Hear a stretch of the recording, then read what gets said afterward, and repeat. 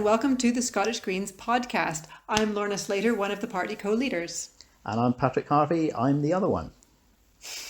It's been a while since we did a co-leader broadcast, or co-leader podcast, I should say. We had a co-leader broadcast on Friday, which we were doing live, but unfortunately due to the event that happened in Glasgow, the very sad incident in Glasgow on Friday afternoon, we had to cut that short. Yeah, it was very, very distressing incident for the whole of Glasgow, for the whole of Scotland, I think.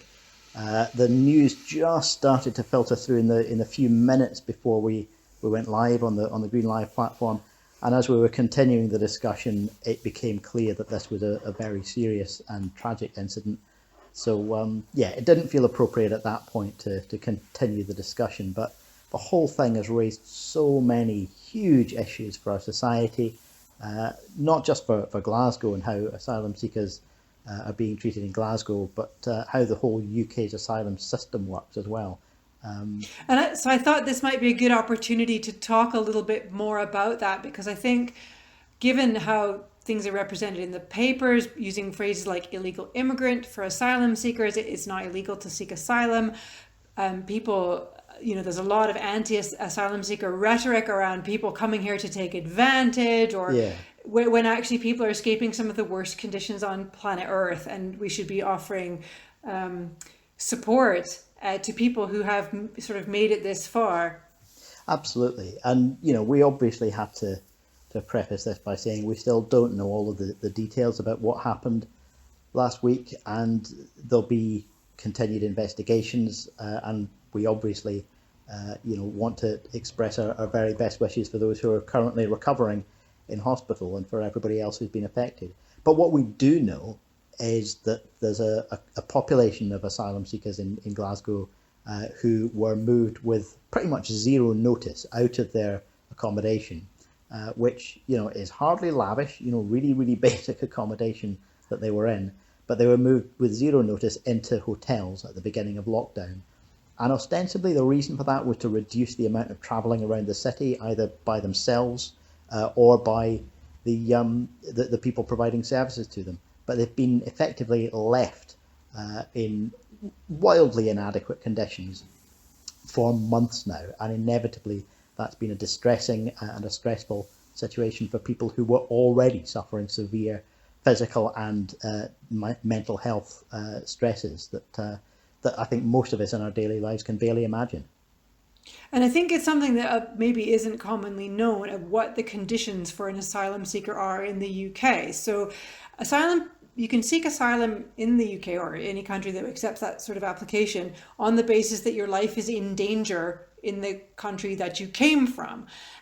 But while you're waiting for your application to be processed, which can take years, absolutely, there's severe restrictions on what you can do as an asylum seeker. You cannot, for example, seek work. You can't get employment, so you have no way to get money. You also don't have recourse to public funds, so that's things like universal credit, all the kind of social safety net that we have for people who live in the UK. So by definition, the system makes you destitute, and then, as is in the case in Glasgow, puts you at the mercy of these private corporations who are responsible for your welfare and upkeep, essentially. But these are profit-making companies.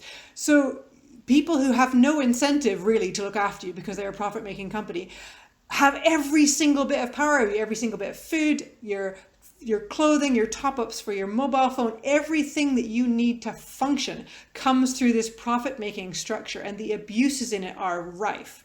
Well, certainly, what used to be provided as a public service has for many years now been outsourced.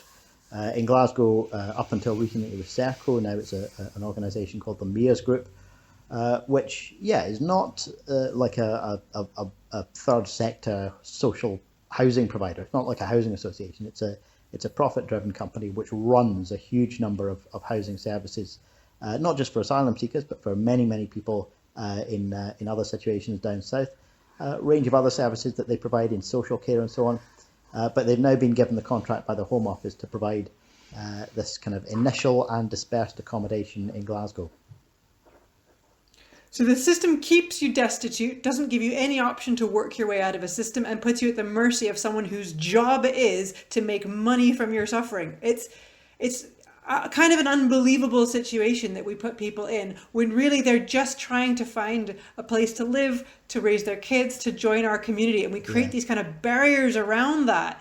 I Well, think yeah, it's horrendous. yeah. Destitution is the phrase that we normally use in relation to people who've reached the end of the asylum system and they don't get access to even that basic level of accommodation. They don't get access to any kind of income at all, and they're not able to access publicly funded services either. So that no recourse to public funds essentially is about a cohort of people who are dumped at the end of the system. They're not going to be deported. Many of them come from unsafe countries where it's illegal to deport them to, but they're just excluded from the system. They've become, in some senses, non-people. And I think most people in Scotland would be horrified if they genuinely saw and understood the impact that's having on people's lives. How did we come to have such a cruel and inhuman system? Well, I mean, it's probably too simplistic to nail it down to one single reason, but certainly for all of my lifetime, we've had government after government in the UK of any political complexion, which has just kept nudging things a little bit more toward the interests of the far right and racist ideology, in the hope of defeating it. And it's a hiding to nothing, really, because you're never going to defeat that kind of racist, xenophobic ideology by leaning into it. It has to be opposed, it has to be challenged.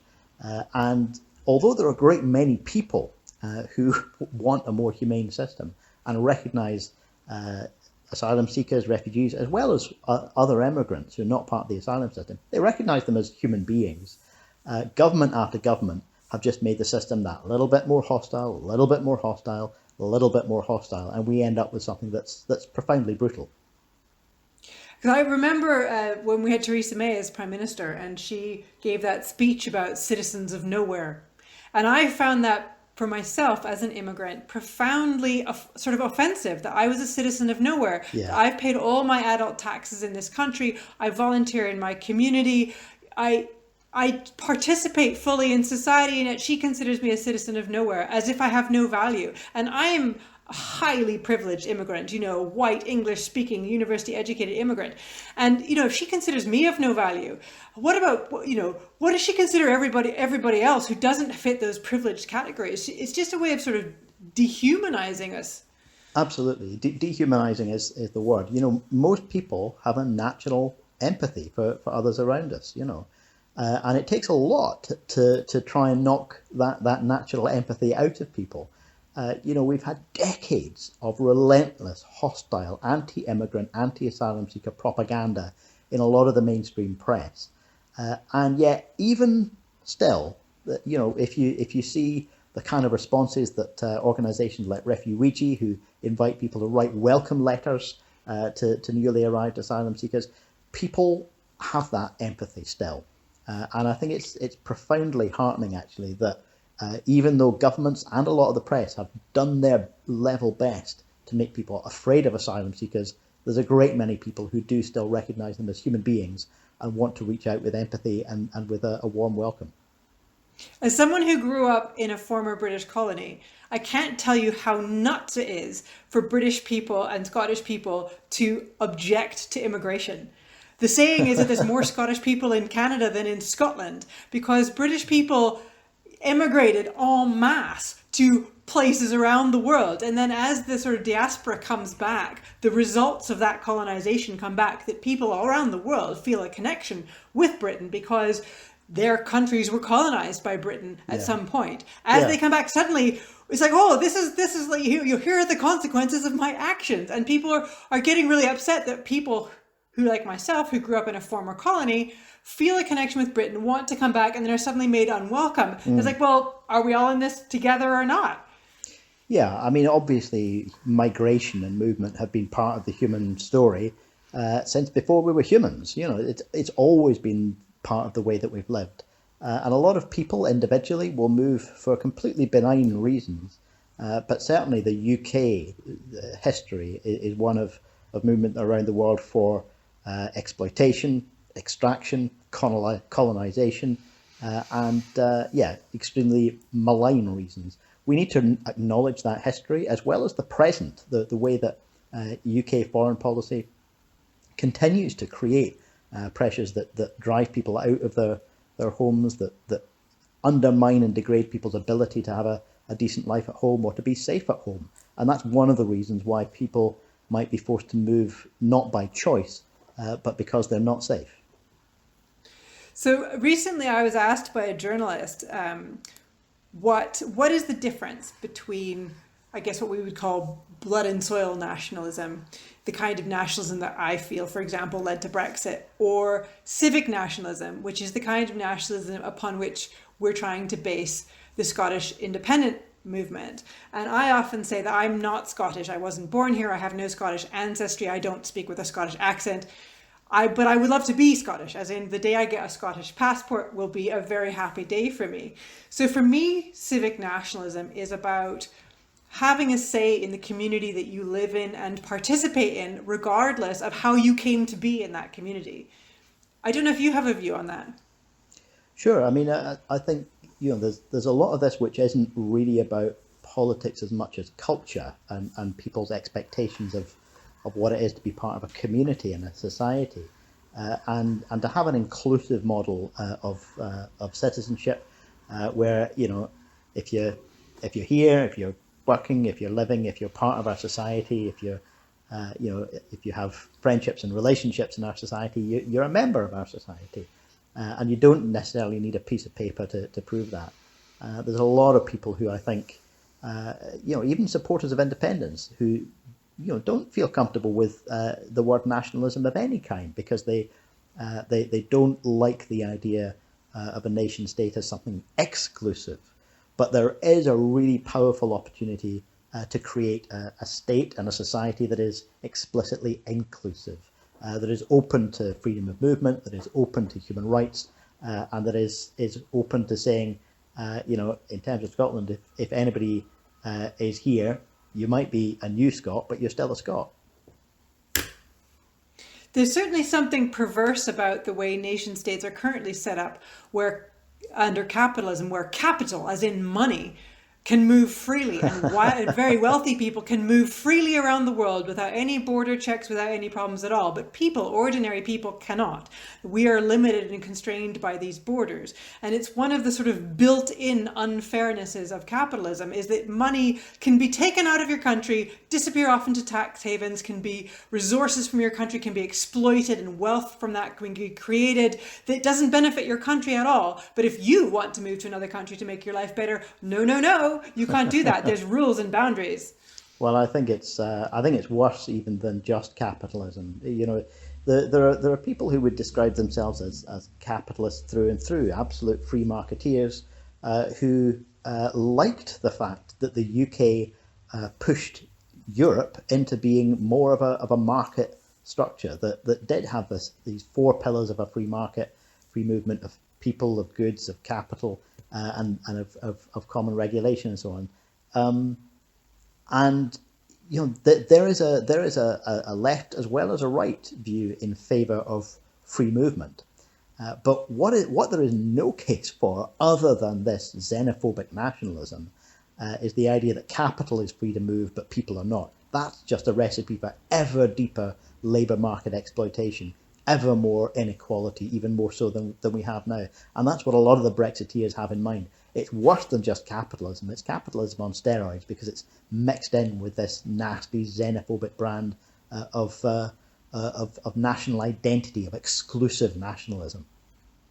So I read an interesting article in The Economist, those radical hippies that they are who write The Economist, that was saying that one of the best things that we could do to boost the global economy, I mean, we're not, ignore the climate crisis for the moment, but one of the best things, according to The Economist, we could do for the world economy would be to allow increased freedom of movement of people, because a person in a developing nation working for a wage who, for example, moved to London, and even on a minimum wage or even on a precarious wage, would still be earning more money than they would in their home country, and would be contributing to the taxation in the UK, would probably be sending money home to their family, and in all ways would be boosting the world economy. So there seems to be a sort of counterintuitive element where we think, protecting our economy means lifting these borders up and stopping free movement. But in fact, It's good for the global economy for people to move. It's good for national economies to move. You know, for example, while we were still part of the EU, we got young, talented, hardworking people from the EU who came to the UK and started families who really helped reinvigorate our aging society. It's very counterintuitive to block these things off. Well, it's certainly an empty argument to say that freedom of movement harms us economically.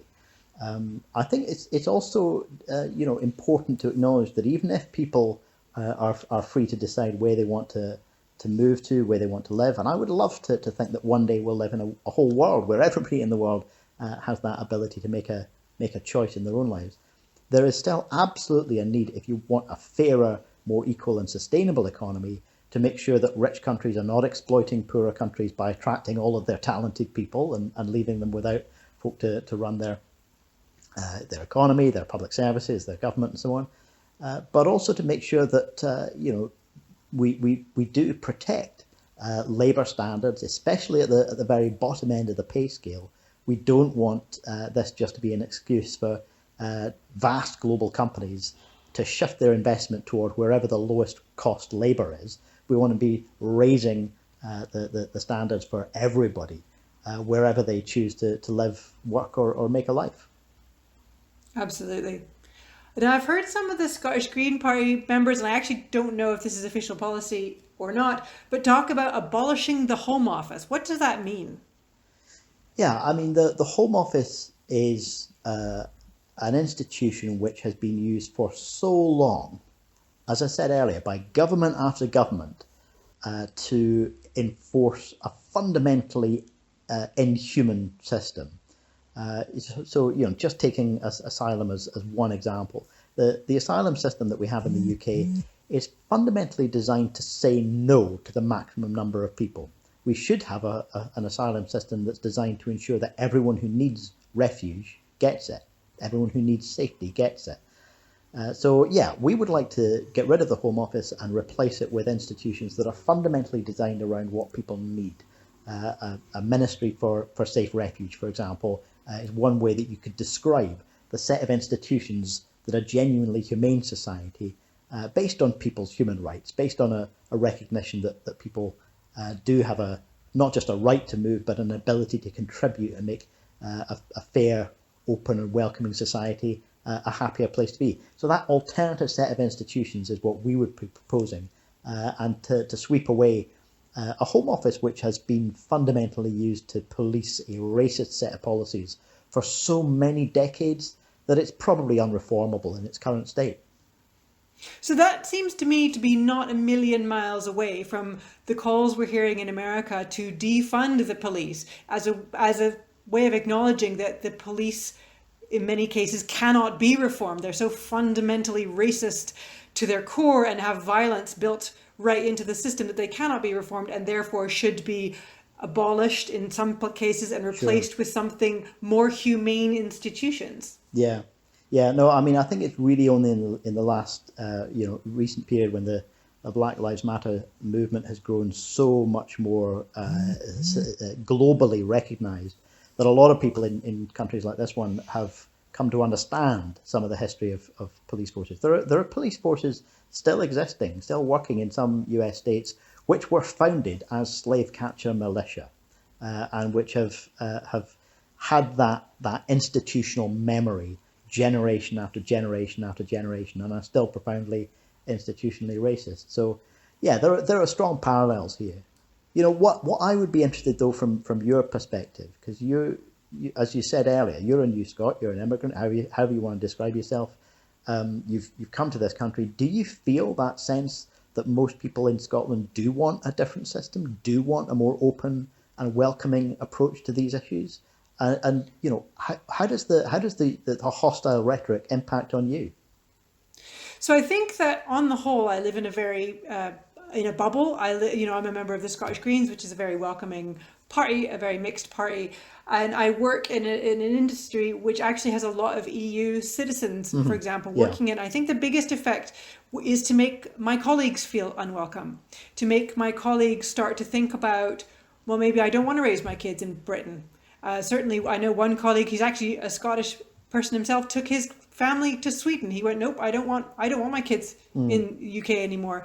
I don't trust the erosion of standards, food quality standards, environmental standards, quality of life standards that is going to happen under a Tory government. I don't want to live under austerity anymore. I don't want my kids growing up in a system that disadvantages people who go to ordinary schools and privileges people whose parents are rich and go to private schools. He just didn't want his kids raised in that way. But and thinking about I think someone like that's the that big who's thing. thinking about someone like that who's not involved in a political party, or I don't know if he is or not, but would he notice? Would he see the fact that attitudes in Scotland are less hostile, even if we don't have control of those powers yet? That a lot of people do want a more humane system? I certainly hope so. I mean, I see examples of it myself. People say, as you do, oh, well, welcome to Scotland. We consider you Scottish because you live here, which makes me feel good. I think that's welcoming. I think it's significant that the First Minister has made public announcements about how people are welcome here, which is so different from the kind of announcements we see out of Westminster, which are all around keeping people out and making people feel unwelcome. Theresa May's go home vans and all that nonsense. Yeah. So I think it matters what public figures say. I've also sat on the train and heard people say horrendous racist things and terrible things about immigrants. So I think that it isn't universal in Scotland. I think it's something we still need to talk about and be open about defending immigration and open about being anti-racist. It's not enough to not be racist yourself. You have to be anti-racist. But it is reassuring, at least in Scotland, that public figures are willing to stand up and defend immigration, defend civic nationalism, defend people's rights to be part of the Scottish community, no matter where you came from or how you came to be here. And that is encouraging. No, it is. But you're right that it's something that we do continually need to work on. Never rest on an assumption that because, statistically social attitudes are a little bit less hostile here, that's enough. It's not enough. And yeah, there is racism in our society and in our institutions, just as there is in our history. And the kind of forces that are trying to actively cultivate and build the far right at the moment are active in this country just as they are elsewhere. So we constantly need to be on our guard against that and make sure that we're talking openly about these issues in a way that hopefully encourages people to have that empathy, to express that empathy, and to see one another as human beings. And if replacing the likes of the Mia's Group or Serco before that as these outsourced profit-driven companies, and instead providing support that people need as a public service, if that's one way of making that kind of vision a reality, then it's something that I think a lot of people in Scotland would want to set about that task with enthusiasm. I certainly hope so. And I think another thing we could do is celebrate the achievements and contributions of refugees who have come here. I mean, there's the high-profile Green Majid, who was mayor of Sheffield, was it? And then a MEP who's come to speak to us in Edinburgh. He's a brilliant example of someone who's come to Britain as a refugee and then contributed to his community, volunteered his time to try and make the world a better place. One of our lead candidates for the Scottish elections next year, Nadia Kananji, is also has a background as a refugee coming to Glasgow. So I think the more people we can get in public positions who have that sort of experience, the better chance we have of making these institutions more compassionate. Yeah, and I would say the same thing about the media. We should be seeing the faces and hearing the voices of all of Scotland. Including people who are New Scots from whatever route they've taken to come here, because that is our culture, and our media, I think, has a responsibility to reflect that in a positive light, and again to make sure that we're seeing one another as human beings, as real people. It's been lovely to speak to you today, Patrick. I hope you have a good week. And you, and let's constantly keep looking out for ways to turn all that positive kind of vision and energy into a reality.